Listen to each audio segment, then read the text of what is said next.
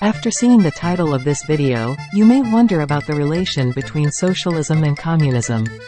There is a common misperception among people that communism and socialism are the same thing.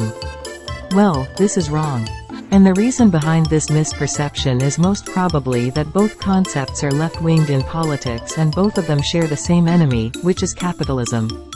But that doesn't necessarily mean that they are the same at all, as you will see the difference between socialism and communism in this video.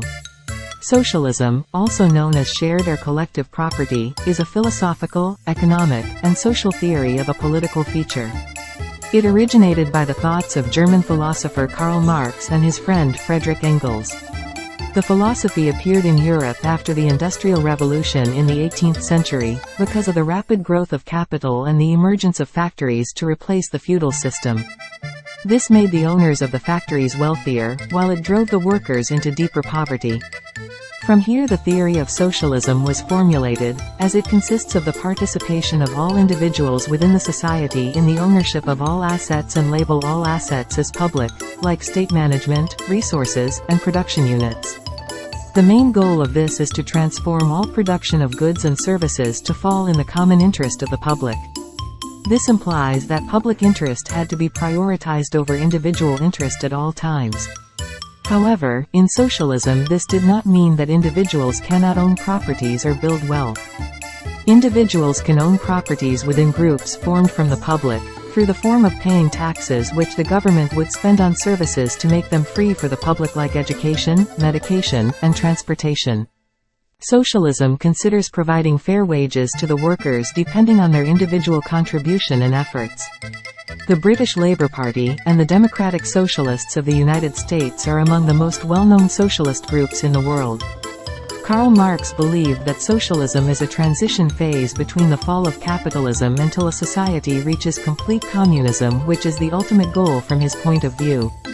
Some people believe that communism is the political version of socialism with a more extreme and intolerant approach than socialism. This is because the whole government falls only under one party, which is the Communist Party, and this government owns all resources, tools, and production facilities, and it provides equal wages to the individuals based on their assessed needs. This includes accommodation, clothing, food, and other services, unlike socialism which determines the wage of an individual based on his or her contribution and effort. In communist regimes, the individual is not allowed to possess any excess money other than his or her basic needs which the government defines. The system emphasizes on making public services free and accessible for all citizens like healthcare and transport. Communism does not allow private ownership in all its forms in order to achieve equality and social injustice among all layers of the community.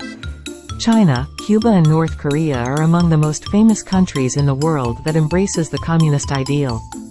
Finally, Karl Marx forecasted that a revolution which will be led by the workers and would bring an end to capitalism would erupt at his time. However, this revolution did not happen until decades after he died in Russia through what is known as the Bolshevik Revolution that later gave birth to the Soviet Union, or as it was called then, the Union of Socialist Republics.